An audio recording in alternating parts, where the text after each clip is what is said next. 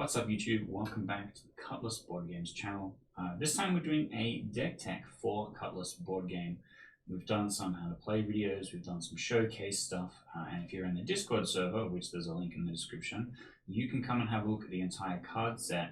And so now we're going to start going through and doing deck tech stuff where, like I've got here on the table, I will have a 40 card deck set up, which is one of the restrictions. You get 40 cards, you get one sea monster, and you get maximum 4 copies of each card with the exception of the sea monster.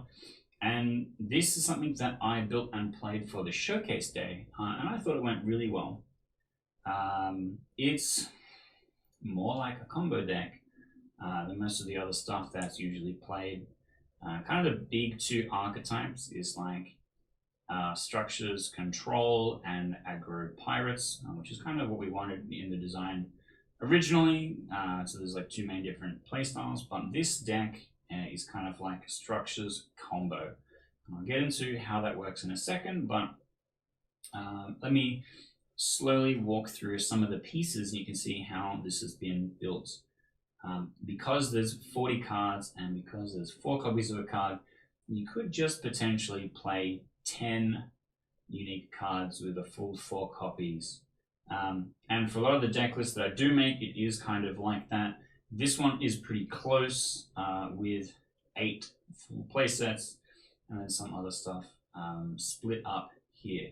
But the first thing is, and I'll put this stuff on screen a bit better in the editing, but this is Herysaia. So Herysaia is the sea monster that we're choosing to use for this deck, and it doesn't actually have a big synergy with what we're doing. Normally in the banish archetype, where the goal is to remove your opponent's deck from the game, you would play Herysaia because she banishes 2 cards from the top of your opponent's deck every turn, which is pretty strong. But in this case, she has the clause Kaliran rule, which says if you have 3 or more structures with unique names in your tableau, claim a treasure. And that is what we're trying to do here. Because the core of our combo is this Tyaela the Seeker and Seed of Power. Seed of Power has Kaliran rule on it. And it's basically the same as Herysaia. If you have the 3 structures, whenever the Seed of Power is activated, claim a treasure, and the goal is to try and activate this enough times to win the game. But it has this extra first line of text which says the first time this card takes damage, draw cards equal to the number of damage counters put on it. And it's very specifically worded this way because of how damage can be placed in the game, either in a large number, but normally a small number of times, like a great amount. So like hit you for 1 4 times is going to be different from hitting you for 4. But in this combo, we have Tyaela the Seeker, and what she does is either remove all of the damage counters off something, which will be handy also, or turn a card face up. All of the development time on it becomes damage. That is the main combo we're looking at here. We get to turn the Seed of Power face up. Its development time, which is usually somewhere between 3 and 5, depending on how we got it into play face down, becomes damage, and we draw that many cards. So drawing 5 cards, and then the next time Tyaela is activated, she removes all the damage off it so it can start activating and claiming treasures, which is kind of the main thing. So we're trying to get to that 3 uniquely named structures in play. So we have a couple of different ways to do that.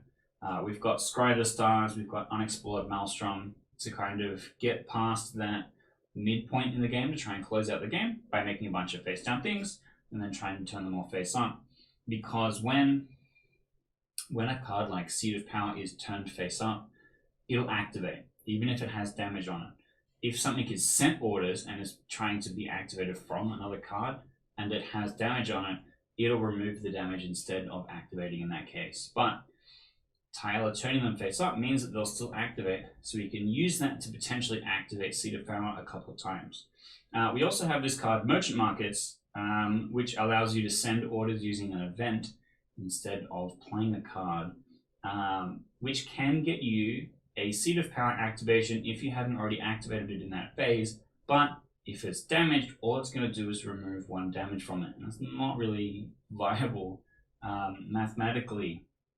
However, it has this extra line of text that says it can be activated even if you don't meet the Caliran rule criteria, so you can potentially snag some treasures early if you had just played a Seed of Power face up. Some of the other stuff we've got in here is a card advantage combo that I quite like, which is the Banquet Halls and the Dread Omensinger. Dread Omensinger says, look at the top 3 cards of your deck, and you can put any number of them into your hand, but it takes damage for each card you put into your hand, and anything you don't take is discarded. So in an aggressive pirate deck where you want to fill up your discard pile, you can just go, oh, I'll take none of these, discard them all, that's fine. In this deck, every turn you just go, I'll draw 3 cards, that's fine.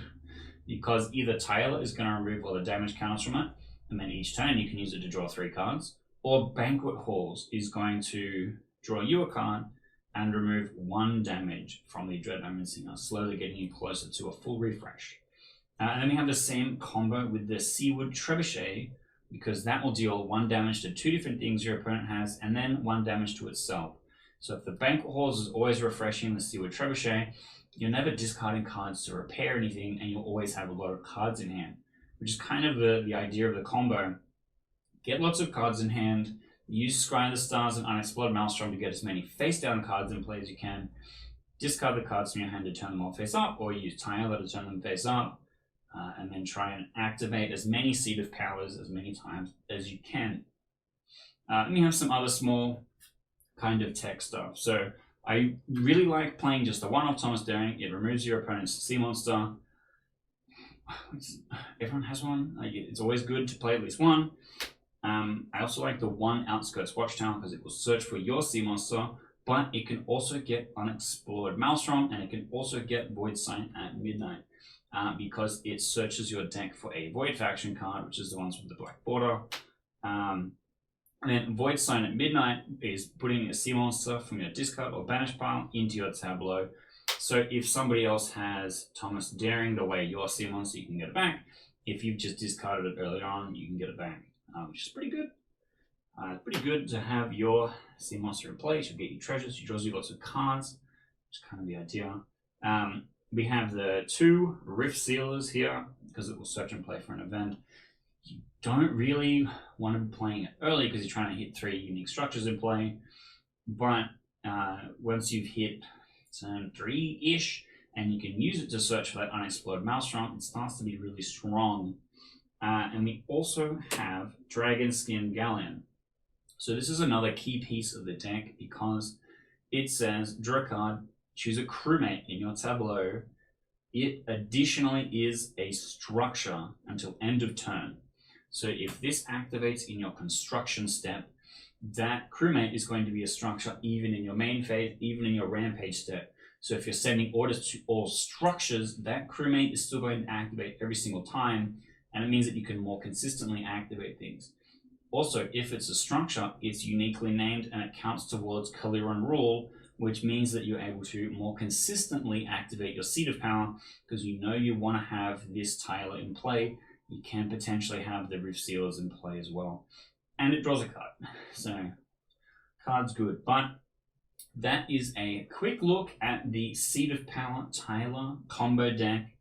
This is one that I've had a lot of fun playing in the past. And I couldn't quite get the gas aspect of the drawing 5 cards of the Seed of Power because it always felt like they went away too quickly and you couldn't keep it up. This version feels much better because you're trying to just build out your tablet as more and as faster as you can, and it seems to work a lot better that way. So this is probably something I'll be playing for a little while. I'm excited to see how it goes, but I'm going to be doing a couple more deck tech videos like this one where I'll build something up, we'll have a look at it, I'll talk about it, I'll explain how some of the interactions work so that you can get an idea for it. So when you're building your decks, you want to start trying out Cutlass, you'll have an idea of where to start. And if you are interested in getting your start, check out the description for a link to our Discord. It's got all the print and play files. It's got instructions on how to set up Cockatrice so you can play the game online for free with the Cockatrice engine because all the cards are loaded up onto there as well. And then yeah, if you want to find other people and talk about the game and all that kind of stuff, all of our community is kept there on the Discord, so go and check that out. And, subscribe to the channel.